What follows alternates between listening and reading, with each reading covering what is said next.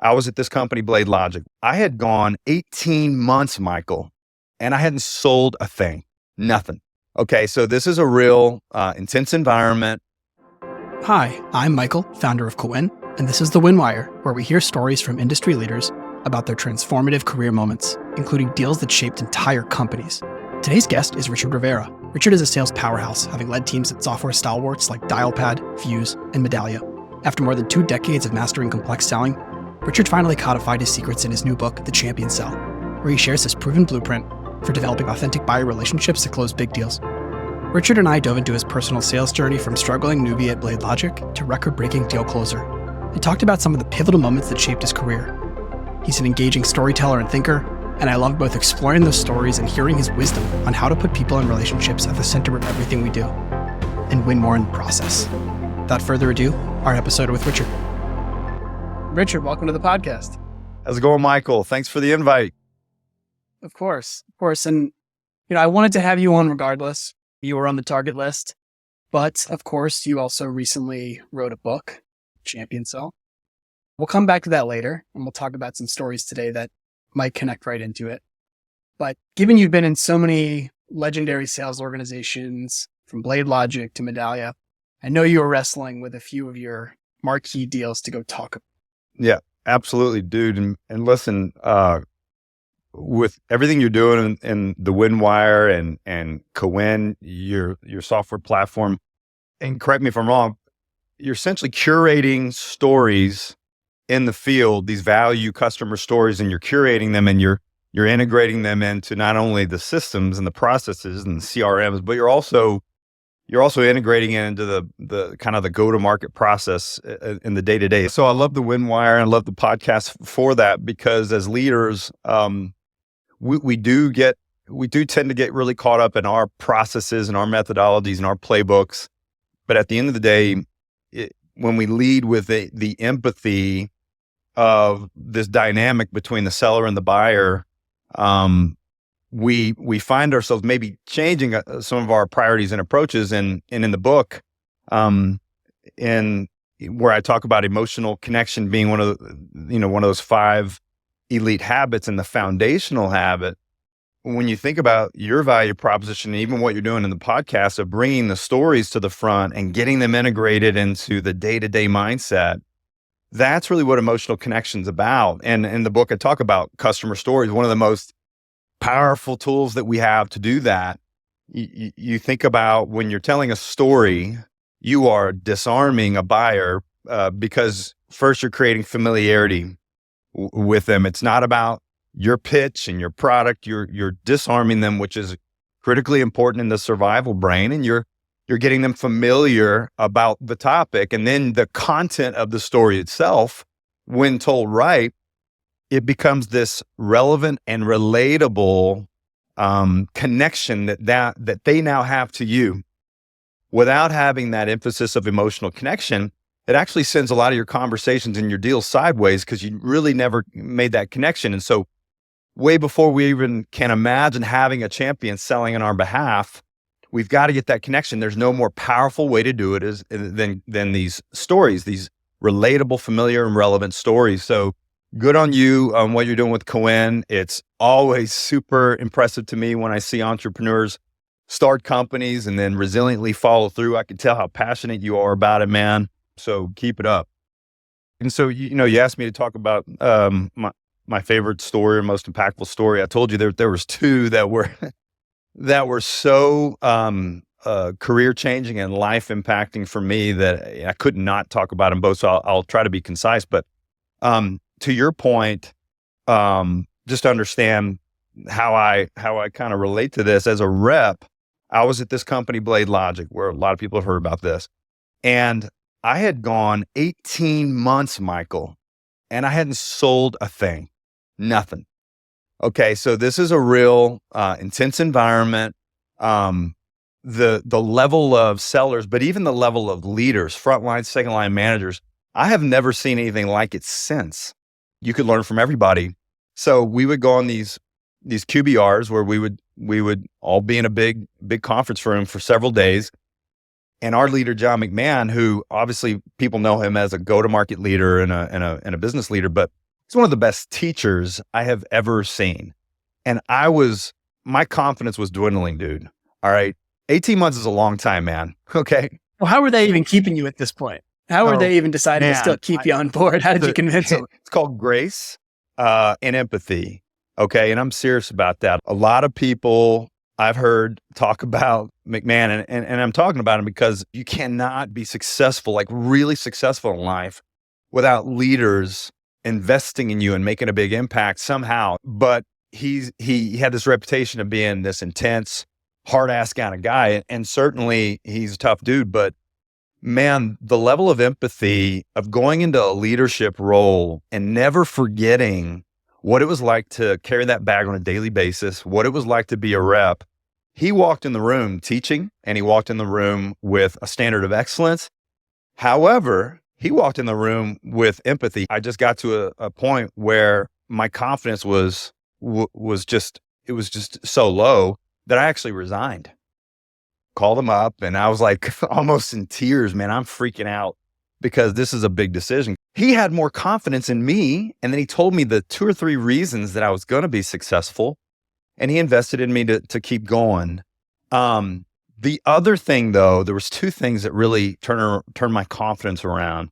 It's really the point of the Winwire. We would sit in QBRs, and I would listen to the reps stand up and tell their stories. I'll never forget Scott Sinatra, who's now his own entrepreneur. Scott Sinatra telling his story of Eli Lilly and how he turned this deal around. Marty Carty telling stories of ADP and others where he turned it around, and Mark Musselman, Wells Fargo. I mean, I could go on about all of these stories, and even our European team, they were the favorite guys to listen to, and Jeremy Duggan and Cedric Pesch and Steve Harcourt, all these guys, and Luca Lazaro, they would tell their stories. 2 decades later, I could tell you the Telecom Italia story of that Cedric Pesch won at BladeLogic, right? So that was so foundational to kind of remind me that, look, dude, if you can't believe in yourself, at least you got other people around you who are. So that kind of led to these 2 deals that I wanted to talk about, and I appreciate you asking. So there's 2 different deals intentionally, because I believe there's really 2 types of sales opportunities that we essentially work. One where there is a known problem to solve, and ones where there's an unknown problem to solve. When you realize that there's a problem to solve, because look, man, everybody has pain. There's pain everywhere that you're going to solve. That's a far cry from having a qualified deal. And so making that connection when there wasn't a known problem is kind of the second deal I'll talk about with AT&T. So the first deal, Dell, I would call this more of a traditional complex enterprise solution sell. So big enterprise company. But like I said, they had a known problem to solve. They wanted to talk to different vendors. And a good friend of mine, one of our top engineers, Sean Berry, called me up and said, hey, I know one of the guys at Dell. There's a really big opportunity there. Very low likelihood that we'll win it because it's really complex and it's going to be tough, but do you want to do it? And I was like, mission impossible, So I was all in. And when we started engaging with them, first, let me back up. Like I said, the problem that they were there to solve was, number one, Sarbanes-Oxley. In the early 2000s, in my hometown of Houston, this wonderful company named Enron created, that's sarcasm, right? They created so much distrust in public shareholders because of some really bad, dishonest practices. That and a few other companies, Qualcomm and a few others, just accelerated this need to have more governance and compliance. The problem with all those lawyers putting together Sarbanes-Oxley was they didn't realize how complicated IT environments had gotten. And this is the time when many different platforms were coming into play in environments. So now we talk about open source like it's a super common thing. This is when Linux was getting started in Red Hat. And so you had all these different platforms in the environment, and you had to have compliance across all these different platforms. These are like languages. These are like different skill sets of architects and engineers, et cetera. And you also, because of the same problem with managing all these systems, you started seeing outages because you just couldn't control the change that was happening. So we were addressing two big problems. BladeLogic was we were the one cross-platform solution for both managing all these servers and systems, as well as providing security and compliance to them. So it was a really natural problem fit.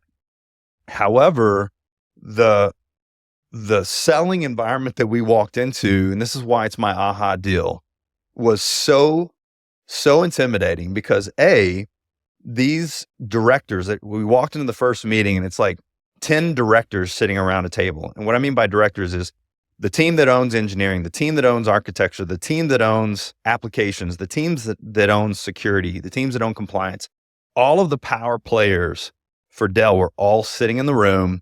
They were all incredibly, I have a sweet adjective for them in the book, but they were all very confident in themselves. And you could see that there was tension in the room between the different guys. There was competition. It was even worse because the environment, they just had like 20% of their workforce laid off. So we have more platforms and tens of thousands of servers to manage. And it's more complicated, more specialized, and yet we have less people to do it. And so there was a lot of stress. The SOX fines were already coming in. The outages were still happening. So there's a lot of pressure, and they didn't want, and they told us this, they didn't want another arrogant sales team to come in who think that their products solved world hunger with a magic button. And they led with that, and they wouldn't stand for it. And so what did I learn from this deal as I talk about it? Two big things I learned that from the I guess the story I'll tell. First thing I learned is process. We talk about, you mentioned coming from sales organizations that have rigor and discipline around sales process and qualification methodology and all that. Well, you got to be careful. You can't get so brainwashed to think that process comes before people. We don't sell to companies, we sell to people. And you got to do that with empathy, and you got to do that with some give and take. I was big football growing up, and so I had this electric football game. You'd buy the different teams, and they had all the different colors. And I was a Houston Oilers guy, so I had number 34, and I had Earl Campbell. And basically, they would vibrate all around the board when you turn it on. And somebody at Mattel, I guess, thought that this was a good idea. Let's just put them on there. Let's push the button, and they're going to vibrate all over the place.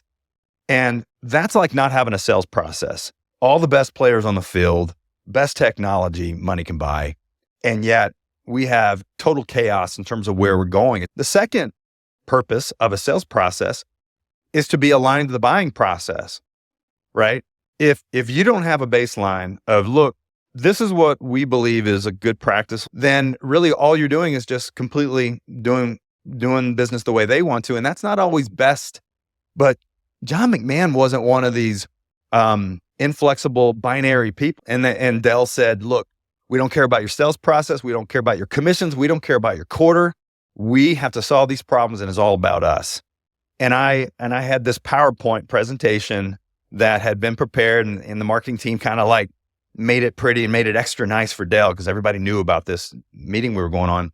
I literally shut my laptop and I looked at Sean and I said, look, Sean and I today, we have no idea if we're the right solution for you. We've got some really big customers who have really complicated environments.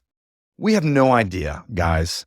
Okay, so you can chill with all the pressure and the bravado because you're not going to get that arrogance from us. We're just as curious as you are. But I want you to tell me what you want from us. Like if you had your ideal sales team, tell us what that would look like. And they did. They kind of looked at each other and for a second, kind of in shock that I was asking this question. But then they told us, everybody had a different perspective. And if someone didn't talk, I called on them. I said, you didn't say anything. What do you think? And so they shared with us, and I wrote it down. And that's a big lesson for salespeople. Even if you don't need to write down things to remember, when you show the buyer that you're listening because you're writing it down, it makes them feel like you're listening. It makes them feel like what they're saying is important. So I was writing it down, and then I repeated it back to them.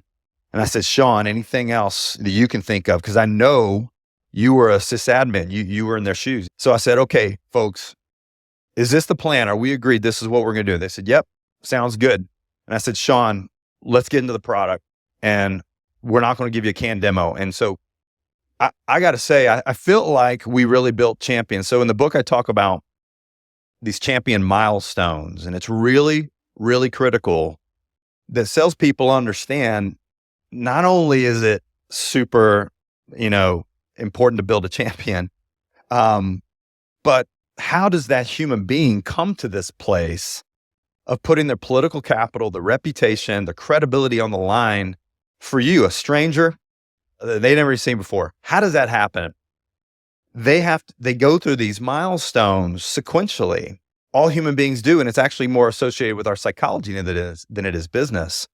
The first milestone is that they've got to get connected to us and the solution. It's kind of the so what. Why would I emotionally even care? So like I said before, what problem is this solution solving for? And what unique outcomes can it deliver? And do any of those things have anything to do with what I really care about? Most salespeople never get there. They make the buyer figure it out on their own.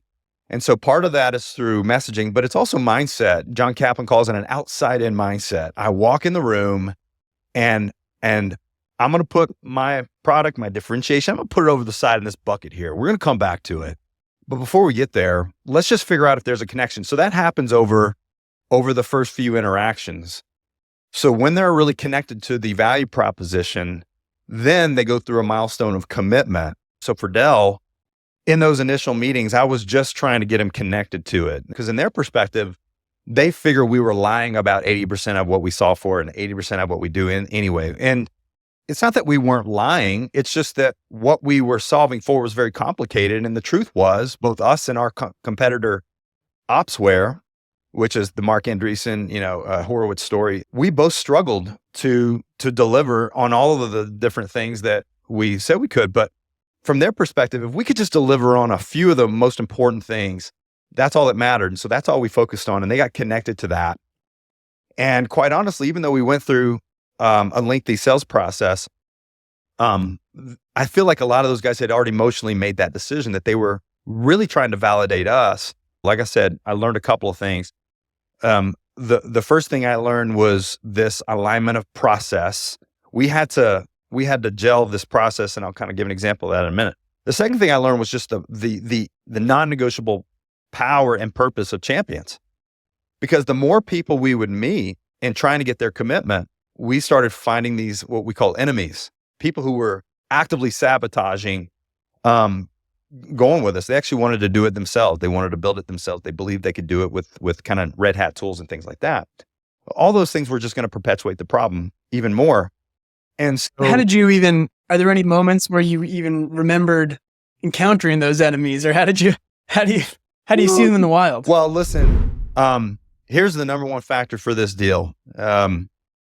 It was my team. So they were special operations, and I knew it going in. They were the best of the best. I brought in these guys, Sean Berry, but Divakar Prabhakar. I brought in Frank Lamprey, Tim McDonald. I brought in the best to sit there on that side of the other side of the table. All of them had done the job of most of those people, right? They had been architects, they'd been engineers, they'd been sysadmins, and they were very credible, super, super intelligent, and they were technical problem solvers. But they also gave me an empathy that I just, no matter how hard I tried to be empathetic, I just didn't get the world of a lot of these people. And so I'd be sitting there and Frank would tap me on the leg and he'd go, that guy right there, he doesn't like us. And here's why. Divakar would be like, hey, what'd you think of that meeting? That guy over there, he hates us. And here's why. And that was the education of, if you want to build champions, you've got to have the mindset and the intent of empathy. I call it in the book, empathetic intent. It's one thing to feel empathetic, but what are you going to do about it? And so I would invite the right people to the meetings. We would plan before the meeting. We're going to learn these new people. We're going to learn their decision criteria, and then we're going to go back to our champion. And so we kept circling back to the main champion, this guy, Cole Crawford. We kept going back to him, and there was a few others, and we would circle back with really candor. We're getting this vibe from this person, this vibe from this person. And he'd be like, yep, you're right. They hate you. but here's how we're going to deal with it. And eventually they got to a point of commitment because we had built enough consensus that you're never going to build champions out of everybody. In fact, you're gonna have enemies until the deal closes often, especially in large, bureaucratic enterprises. And so we just intently kept focusing on those people.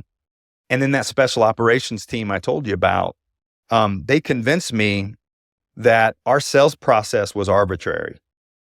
In fact, one of them just said to me, our sales process doesn't really mean anything to any of our customers. I said, what do you mean?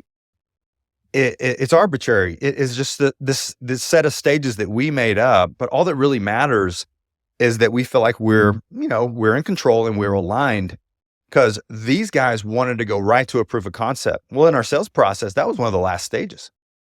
But I went to Chewy's to have tacos with Cole, and I said, look, our sales process, and I'm going to be accountable for this, is that we have these things in place. Can you help me?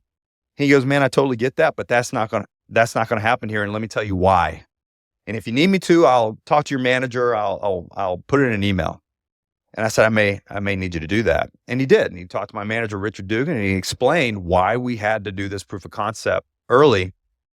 And it's that third milestone I call the closure milestone. This is where trust really comes in. If the buyer is going to make a decision to start working toward closure, that means they're going to really get serious about buying process and procurement and all of these things that you got to do to get your ducks in a row and all these people you got to get involved. It's no longer just us looking at a product anymore.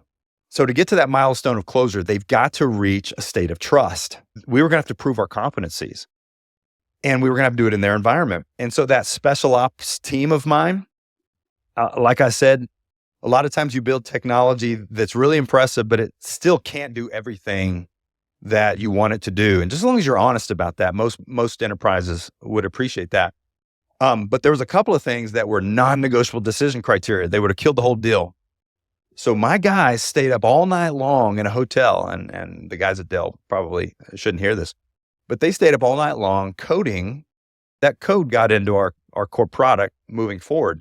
They built it in that hotel in one night, and through some kind of protection from our champion, we passed the proof of concept through that. That someone told me a long time ago, I think it was Tony Robbins, to have great success in life, it's not about your resources, it's about your resourcefulness. I learned that from my SE team at BladeLogic. So, and a lot of other guys did too. Any BladeLogic seller that you were to get on this podcast, every dang one of them are probably going to tell you that the secret weapon of BladeLogic was our pre-sales team. We, fast forward, we got a consensus of champions. Then we had to get through this milestone of what I call the milestone of winning. But to kind of bring this deal to a close, proof of concept's done. We're selected. But like I said, they just laid off 20% of their workforce, and they were having all these fines. So we were a multi-million-dollar solution. I think this is top three, maybe the biggest deal, and it's probably top three deal in company history. And so we already got it denied the first time. We're in the negotiation with the best business case, and everything has been resolved. And we're in the final negotiation. My manager, Richard Dugan, and I, Richard was a super smart guy, played football at Rice University, high IQ. He was a great coach to have in the deal. We walk into this room, and this is a famous play that you would hear about Dell procurement. There's this one room that they bring vendors into, Michael. It's 90 degrees. Okay, they'd set the temperature like 90 degrees. So you're sitting there sweating, and you basically walk in, and cold as they could be, they tell you they're not doing the deal. This is never going to happen. You're wasting your time. And my champion was in the deal, and I coached him up, and we had him ready, and he completely kind of let us down in the meeting. He's a human. They're laying off people. He's getting a little nervous, right? So we basically held our ground based on the role play that Richard and I had already had. And we talked to our boss, Scott Davis, and we talked to John McMahon. We saw ourselves in this moment, and I'm kind of green a little bit, and I'm watching as we handled it. And quite honestly, Richard's the one who handled it. And we were able to make it clear to them that our price and our value were completely congruent. And if they couldn't get aligned to that, even though they had incredibly talented, highly credible people on their team that they have empowered to solve these two big problems. You've empowered these people. And if you don't want to follow their leadership, that's on you. Okay. But you hired them and empowered them for this. And our solution, the value is exactly this. The price is this. And it's okay if we don't do this deal. And we got up and we walked out. And let me remind you, Michael, I hadn't closed a deal in 18 months. I had credit card debt. Okay. I had kids, that were growing. Look, man, every reason to just do I was fine with an $800,000 deal. And I just wanted to get a deal done. Our deal was almost $3 million. We got called back a few days later. They said, we're going to do the deal. We negotiated. They tried to move us and we closed the deal at that same price. So what I learned, look, a process has a reason, but it needs to be applied with empathy. You need to get alignment to your buyer, and you need to have common sense there, and you need to do it collaboratively. And then number two, the power of champions. We needed him, and we empowered him, and we challenged him, and all the others in there. So that's why I call it my aha deal. I learned so much that I've applied over the years and led on many, many, many big deals over the years. But then Richard mentioned why this deal and most of his story at BladeLogic almost never happened. And the biggest story that I remember internally that was a bit of a shock, we had a lot of, like I said, real confident managers on our team at BladeLogic. One of the other managers in another state, like in Arizona, dude, he always liked to be the smartest guy in the room. And he stood up at a management meeting and he basically told everybody, he's like, we've been talking about this deal for quarters. This deal's never going to happen. The rep's probably just not good enough. It's never going to happen. We probably should let that guy go. And our CEO at the time, I didn't know him very well. Now he's one of the most successful CEOs in software history. He's just not that easy to fool. I mean, he's a really smart guy, and he kind of like asked a few questions, and he saw the core fundamentals that he had learned from McMahon about deal qualification. And he just said something like, I don't know about that. So, what do you think, Richard Dugan? And Richard calmly, without getting defensive, explained why he really thought the deal was going to happen. And he explained what the risks were. And if you don't like the risks and you want to get rid of Rivera, it's your choice, but I wouldn't. And here's why. And I learned a lot. Like I learned about loyalty. I learned about empathy. I learned about the intellectual belief. We say that, especially in the book, we talk a lot about buying as emotional, and we make 98% of our decisioning is emotional. Okay. That's how the brain works. But to be calm in the moment and to calm your emotions, because your intellect says, look, qualification ABCXYZ is there. Champions there. And Scott Davis was our VP. He did the same thing, right? And I already mentioned I had a pretty big team. Then I'll support that person with empathy, and I'll figure out what exactly is getting in their way. And I've just learned over the years that's going to be a lot more productive for the organization than just quickly turning people over. That's the power of Medic. Let's get rid of the emotion. Let's really think about the person in the deal, and then let's have their back and support them. And that goes a long way, because like these deal stories that you're doing with Cohen and this podcast, the knowledge and the confidence of your stories, your value proposition, your differentiation, the competition, man, that's invaluable. And so if you can be patient and empathetic, if they have the right traits, I learned that on the deal too. So I learned a lot. That's why I call it my aha deal. I could write a whole book about that deal, man. So. Well, and one question just based on what you just said too is, you talked about confidence. Yeah. And this was something where you already knew they wanted something. So you kind of had a sense they're going to have to do something anyways. But even though you had this great champion, as you mentioned, different things went sideways that you didn't necessarily know. And so how did you have that confidence when they told you, we're not going to do this thing, by the way, to be able to walk out? And what did you even say back to them? What do you say to someone in a moment like that where you think they're bluffing, but you're not sure, and you got to be nice to them and kind of humor them a little bit? Yeah. I'm not going to quiz you, but if you remember in the book, there's something I call the certainty loop. And it's a psychological principle that has been around for a long time. And essentially, the way that we develop absolute certainty in something, okay, is when we've experienced it already. I hadn't experienced a win at BladeLogic, and I certainly hadn't experienced that deal yet.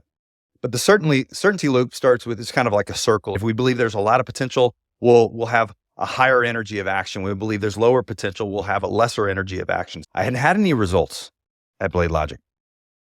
John, we basically would walk through scenarios all the time, and it's called visualization. And so it's one of the, sometimes I see and I don't know if listeners agree, but it can sometimes be a lost craft in how we lead people. So before the big meeting, before the big negotiation, before the demo, the power of like walking through how this is going to go, right? What if this goes sideways? We haven't met this person. She runs this division and we don't know anything about her needs. What would be her issues? So we had role played so many of those scenarios. And then when the time would come, I just felt a calmness that I'd never really had before. I was really nervous early in my sales career. I was one of those sellers that just for the sake of pride, I didn't want anybody questioning my proficiency, my ability. So I would be alone a lot. Now I'm going to prove it. I'll show them. They don't, that was the dumbest thing I could have done for several years. Knowing that, and I had to have a manager just kind of bonk me on the back of the head and go, dude, you don't have all the answers. Neither do I. Let's work as a team. When I did that and I learned that, it created confidence, and you need certainty. You need confidence, because if you don't believe, the buyer won't believe. And so I would never say that I personally walked in with a lot of swagger. I'm not a swagger, overconfident kind of dude, but I definitely walked in with confidence, and I walked in with empathy because of the team I had around me, for sure. Got it. And you just, and did you say to the buyer on their side, thank you for the opportunity, ma'am or sir? Or did you say, let me convince you?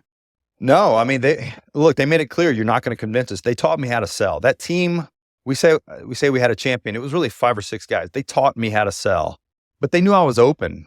In the book, I think I referenced that they didn't want me to become another sales idiot. I mean, they said that, and they told me about the salespeople at our competitors. They would mock them. They would make fun of them. And I'm like, dude, I don't want them talking about me like that. So I would listen and I would learn. So I really learned from the customers. So they made it clear to me, don't sell us, don't try to sell us. And I didn't want to. I never really wanted to be a cheesy salesperson. I wanted to educate. I wanted to teach.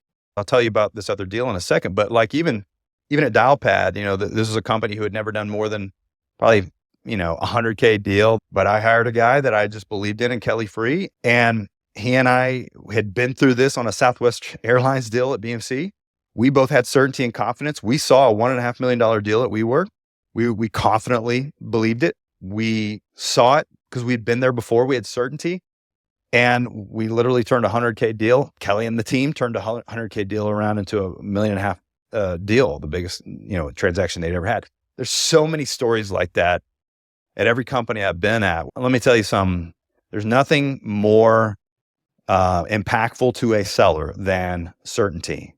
Okay. It's more than confidence. It's certainty, absolute certainty. And if they hadn't done it yet, you got to get them visualizing it, and you got to talk about it, and you got to walk them through. You got to get them experiencing it, whether it's other reps and other deals, or having Scott Sinatra stand in front of us and tell us about his Eli Lilly deal. It's super powerful. So. Yeah. It makes a ton of sense. And that certainty is hard to replicate. I think it's the reason so many people fail so early in a company and don't ever acquire that, especially in these harder times. But and so speaking of setting a new standard, it would be great to hear a little bit about your other deal and how you kind of generated that problem and that pain and executed. Yeah, I mean, the AT&T deal was very different. Like I said, there's deals where you're solving a known problem, and then there's deals where the buyer has an unknown problem to solve, and they're not looking. There's no RFP. There's no active evaluation. And I would say most deals are probably in that second bucket. So the other difference, and the reason why I wanted to talk about this, not only was it like my life-changing deal, it was my first, 7-figure commission check. It was really life-changing in many ways.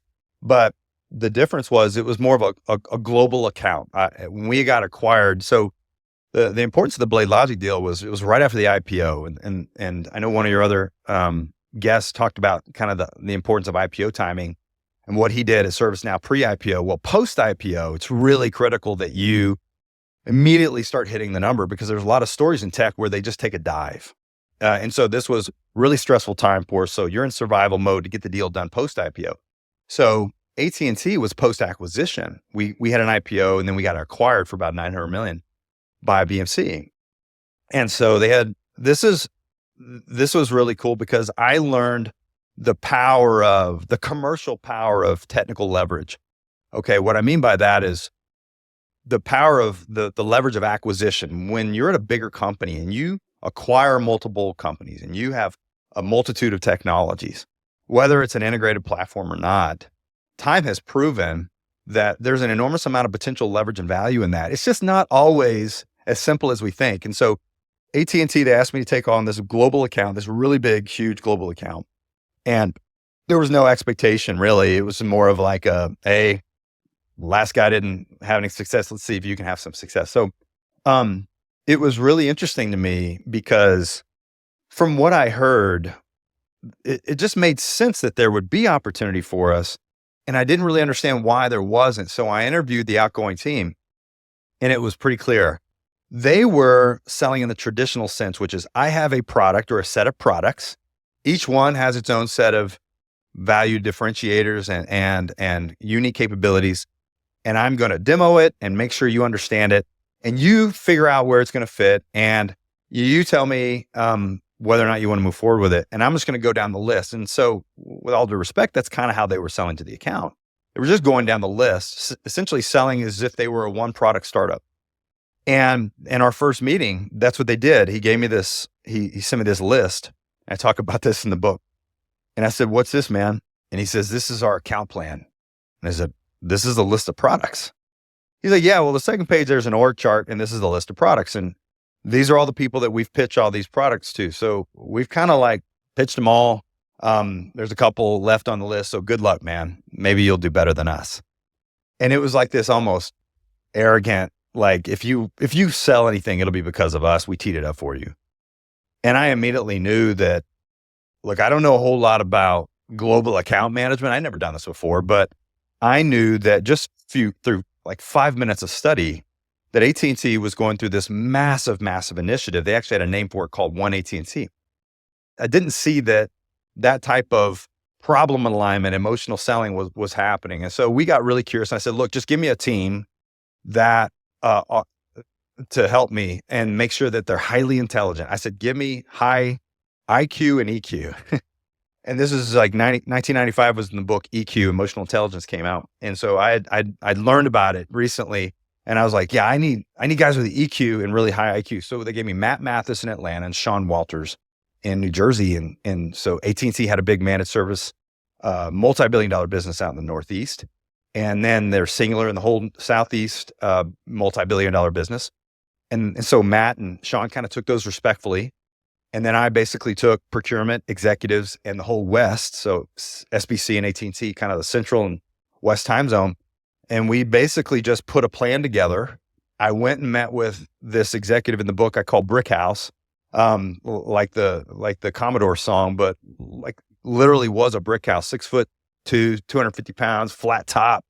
And I went to his office in St. Louis and I laid out my interests, and he put this plan on my desk, on his desk. And he said, "This is the business plan called One AT&T. I've presented it to my management."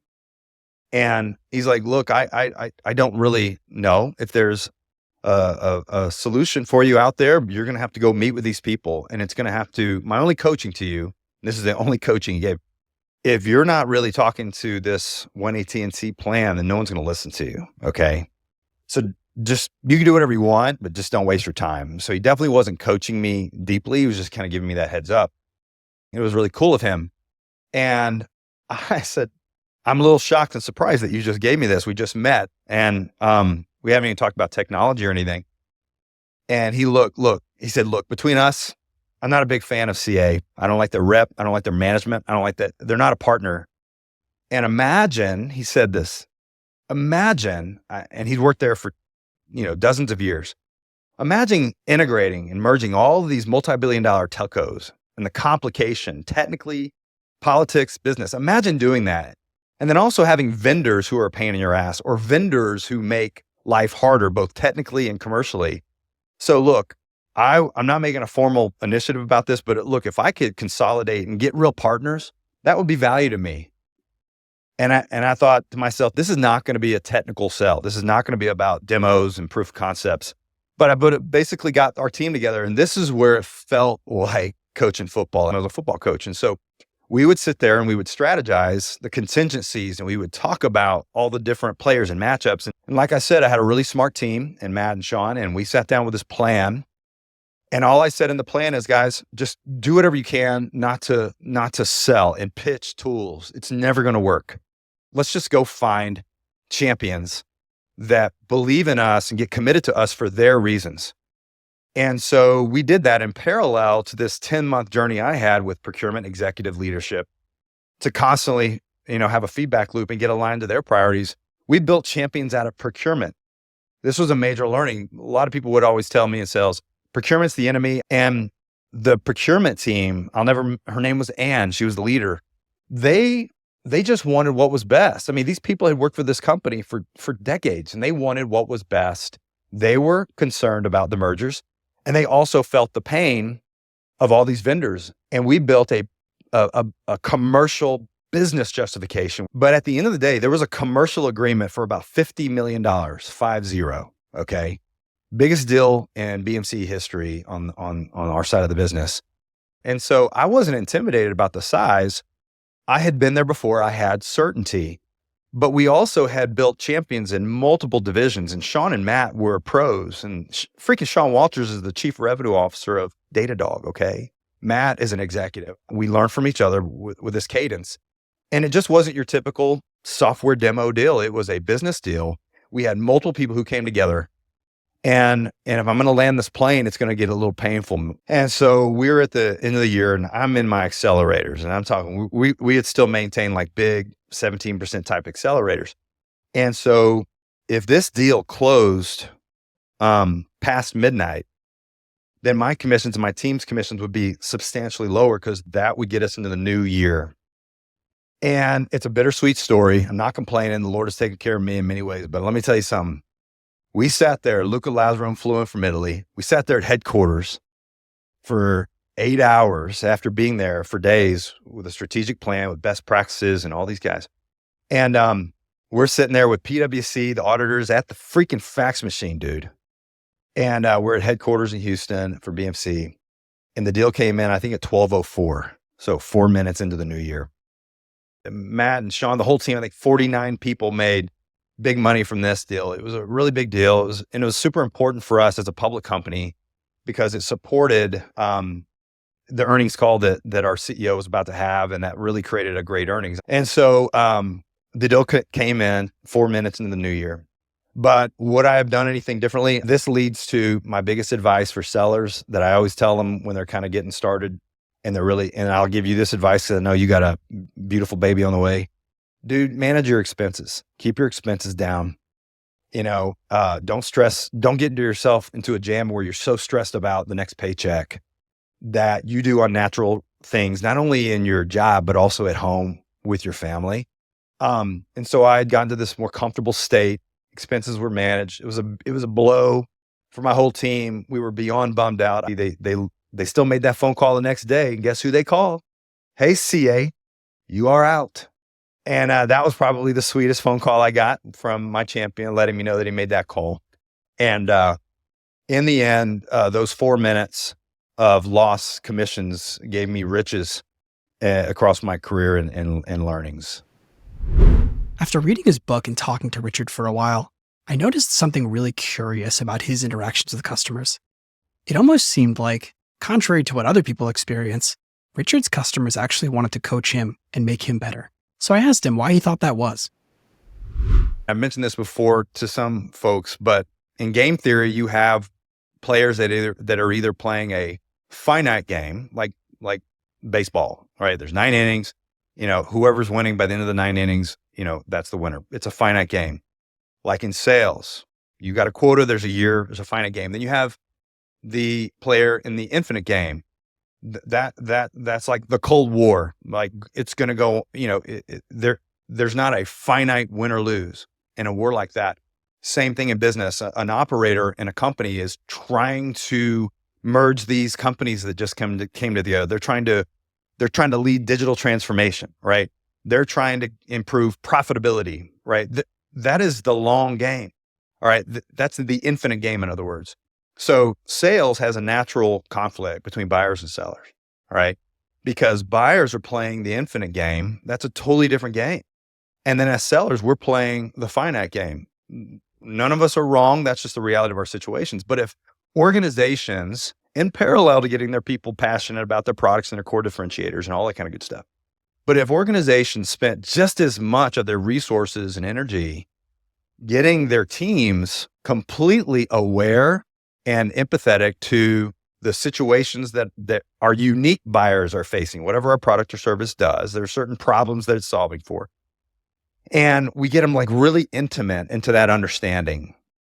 And we get all of our teams, maybe we even change their compensation in certain scenarios to find a way to get better aligned to that infinite game that our customers and buyers are playing, even though we've got a finite game to play.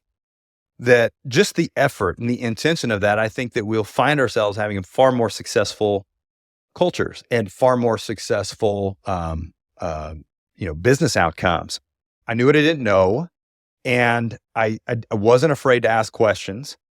I had already seen that when coaches in sports make these arrogant, emotional decisions without really taking the time to learn and ask questions, and that they would fail. And I'd already seen how that would cost the team. And so I was just trying to be as efficient as possible with our teams. And I still do that today. I can't stress enough that if a salesperson wants to become elite and they want to be great, the best master they could ever find is the buyer. Find buyers that are willing to take a coffee with you, that are willing to just jump on a Zoom, and just ask them like sincere and honest questions about their world, especially in the context of what you do. And if you approach initial meetings that way, and that's the agenda, then I think we'll find that we'll probably take a lot more friction out of the sale. So many lessons, and I hope everybody gets their aha deals, man. I hope everybody experiences that. McMahon would tell us all as leaders: success breeds success. The certainty loop. Get your teams experiencing success even when they haven't closed the deal, whether it's talking to your customer success team, talking to your customers, getting your customers to talk on your all hands calls, buying Cowen and implementing integrated stories and win experiences and value use cases and case studies into your operating rhythm, bringing in command of the message and getting that integrated into your business. Like it's not just like a check in the box, man. When you get mindset certain, that's where swagger comes from. And when we believe, they believe. So these two deals were definitely inspirational for me. After hearing about the certainty loop, I asked Richard about any funny moments he had along the way in major deals like this. I'm just naturally immature. Okay. I love being silly with my kids. And so there are times in my career where I wanted to be silly and have a good time. I would like look at the buyer and like they're cold steel, man. They're like serious. So sometimes you have to really pause and pay attention to who you're working with. And so you ask, did I have any funny experiences? No, I had like some serious experiences that were kind of uncomfortable for me. And in fact, it was one of my leaders, Kelly Connery, who's been a very successful president multiple times, sit down with me. And Kelly's also really silly. He's a jokester dude. I mean, he is a practical joker. And he sat down with me and he goes, guys like you and me, we joke around. He's like, this is a serious, you got to get serious. This is a serious group, and that's the thing about empathy is that sometimes you have to be reminded. And the thing about humility, just the same, you have to be reminded. I've got some friends that were in special operations in the military. They would get on a helicopter. They would have a mission. They would have some objectives to meet. That was it. There was nothing else that they were there to do. And if things got sideways, they aborted because they couldn't accomplish the mission. And it was just like this black and white view. Same thing in a deal. We are here to build champions who are going to sell on our behalf. And if they don't have power and influence and access to an economic buyer and they're not selling on our behalf, then we don't have a deal. And so if that's your mission, to build a champion, and that's solely your mission, then you pay attention to things like your character and how you're building trust and how you're communicating with buyers. After hearing a lot about Richard's deals, I asked Richard why people should actually care about his book and about champion selling. It took me 3 years to write the book, to finish it. And it's because I wanted to be clear on the purpose of it. I wanted it to serve the purpose of solving the problem that I was experiencing and that I continue to, experience with, no matter how strong your playbook or how eloquent you are as a leader or how great the product is. Time and time again, we struggle with this problem we call productivity. So if my productivity goal for a rep at a minimum is $850,000 a year, I've got to have an operation that is providing that return on that investment. And I can't have risk to that by having the coverage of my productivity come from like 20% of the people. It's just too risky. You burn money, you burn people. And it's a horrible way to operate. It's a scary way to operate a sales team, especially when you think about it as an investment. Okay. And so I and many of my peers were struggling with getting more than 15, 20% of the people hitting their number and getting proficient and being able to be autonomous. And so it's really simple, Michael. The one consistent factor in those that were not finding success is that they had a consistent inability to build champions. Some of them, they just couldn't get the importance of it and they weren't committed to it. And that was a leadership problem. Their managers weren't committed and they didn't know how to inspire and get people committed to it. In the book, I talk about the evolution of sales, that when our products and the things that we sold weren't very advanced, especially in the early industrial age, they weren't very advanced. And so we sold on emotional selling. We found a way to connect to someone's emotions. If let's just say I was selling insurance and let's say your spouse was away at war during World War II, how would I sell you insurance? You don't have like a bunch of surplus of money laying around, but I would emotionally get you connected to a vision of what if, and this is a horrible vision to have, but what if you don't have your spouse to provide? What would that negatively mean to you? And what would be the negative consequences of that? What outcome do you want for yourself? And what if they come back? What kind of level of support do you want? And so it didn't mean that you were closing them right there. Let me sign up, let me buy insurance. It meant that you were disarming them and getting them emotionally connected. So imagine how that has become harder for salespeople as technology has actually advanced in such a crazy way. Okay. So technology is amazing now, and you should be excited about it and proud of it, but you're still selling to the same human being that would have bought life insurance in 1944. And so if we can't connect emotionally our value proposition to the emotions of why a buyer would first care, and two, why they would want to get committed to put their name on the line and really get invested in this when they might be at a company that's going through layoffs, then you're really going to have struggles if all you're doing is pitching its great differentiation. Okay. And so that became a lot more complicated as technology advanced. And so some people, reach out to me and go, oh, it's great. Someone finally wrote a book about building champions, as if it's like this single skill. No, it's the most important thing that you can learn and perfect and master in this craft of being a great productive salesperson. is connecting your value proposition to a human being, getting them disarmed, getting them connected to it emotionally and then intellectually, and then getting them to a point of commitment for you, and then getting them to a state of trust where they actually trust you so much that they want to put their reputation on the line. Just that level of understanding of what champion building is. It's not a skill that just sits on a shelf all by itself. The last thing we need is another sales process and another methodology, right? And I learned from a lot of different people that I was communicating with. Jane Thompson, she taught me.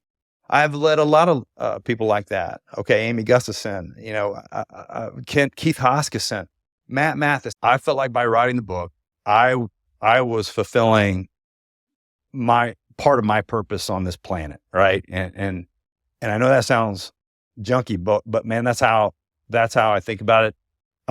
There's not a lot of things I can do in this world to give to others. So this was one of the areas where I felt like if I could teach others how to be successful and how to get financially free in a non-BS way, in a really credible way, then I was fulfilling my purpose in serving and helping others. I couldn't recommend it more. And I think what really sticks out to me, there's a lot of podcasts out there. Yeah. There's books out there of, here are the 3 tips to doing X. It's hard to action on one of those. You got so much going on. Yeah. And I think, the notion of champions and that empathy component and understanding there's a buyer on the side, regardless of whatever else you learn from the book, is a way to set yourself mentally. Yeah. And even in the almost 400 pages in the book, I even simplified into one thing. I, as a buyer, have my own world in this infinite game I'm playing here at my company. I got a lot of pain, but there's problems that I'm focused on right now. And there's, if I could just solve these problems, there's these outcomes that I would love for myself. So in another way to say it, I got a vision for myself and my team, my organization. And if sellers can find a way to connect themselves, their product to that, and then once the connection is there, find a way to get them committed to doing something about it. If they can get them connected and committed, just focusing on that, these people of power and influence, then they're going to have a very successful sales career. It's timeless. It's timeless. And then just to wrap up here, one last question. You mentioned McMahon and a lot of the folks who you worked alongside. Just wanted to ask, who are 1 or 2 folks that you would just shout out in terms of leaders, mentors? Could be peers, it could be people who you reported to that have impacted your career the most, and why? Yeah, it's a handful of really important people. I've talked about John a lot. I mentioned Scott Davis and just the loyalty of having my back, and sometimes I didn't even deserve it, and he still had my back, right? And he really developed me as an executive too. There's a lot of little small impacts, but the major impacts for me in sales, it started with a guy named Brad Clark. And we're still friends. We're very close after all these years. We share a lot in terms of faith and passion for sales excellence. But when I was about maybe 4 years removed from coaching, I was still trying to figure it out. And I'd been sent to trainings like Sandler's and things like that. But I still was pretty clueless. And so I went to work at a consulting firm. We sold services consulting, big statements of work and things like that. We were a boutique $20 million consulting firm competing against the big 5, the PwCs and Deloitte and Accentures and all that kind of stuff. Arthur Anderson back then. But, he taught me. He was a great teacher. He took the time. He taught me qualification. Before I'd ever heard of MEDIC, he taught me in a maniacal qualification. And he taught me how to run a freaking sales meeting. He taught me how to walk from the elevator to, how many of y'all out there, reps, have a manager, if you're early in your career, who teaches you how to walk from the elevator to the meeting room, right? How many of you have managers who are teaching you how to kick off the meeting? And so when I learned a lot in the psychology of how our survival minds need to be disarmed, we need familiarity, we need all that before we really allow ourselves to trust and connect with a human being. I learned a lot of that from Brad. And I hope everybody has that manager who actually wants to teach the craft of selling. And I'm not saying that sales is like the only career out there, man. There's a lot of really amazing careers, but it's the one I'm in. It's the one my wife's in. And I mean, it's what I do. So I take pride in it and I want to be great at it, but I couldn't have done that if I hadn't had somebody teach me how to take notes during a meeting and how to lead discovery meetings. And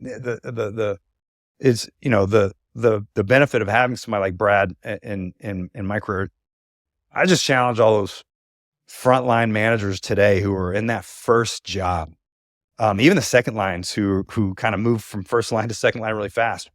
Ask yourself, what kind of investment are you making in your weekly operating rhythm and teaching salespeople and managers the craft, like the real granular stuff and visualization and role playing before the debriefing after. I know I may sound like a sales nerd, but look, that's what creates wealth in this business, in this profession. The little parts of the craft to be consistent. And so I'm very thankful for Brad and many of the leaders I've had, but he's one of the most important ones. Well, that's a great one. That's a great one. And very unique things you learned from him, obviously. So we'll wrap it up there. But thank you so much, Richard. This is a pleasure to have you on. It was all my pleasure, Michael. Congratulations on the business. Congratulations on being a dad soon. And good luck with this podcast and the business. And I'm just very grateful and honored that you had me on, brother. Thanks, as always, for joining us on another episode of The Winwire. We'd appreciate it if you could share it on LinkedIn and Twitter, and rate us or leave us a review on your favorite podcast platform. Helps others discover the show and join our growing community. Our contact info is in the show notes, including our show email. You can see all episodes at thewinwire.com and in your favorite podcast player. And don't forget to subscribe so you never miss an episode. Until next time, I'm Michael Katz, and this is The Winwire.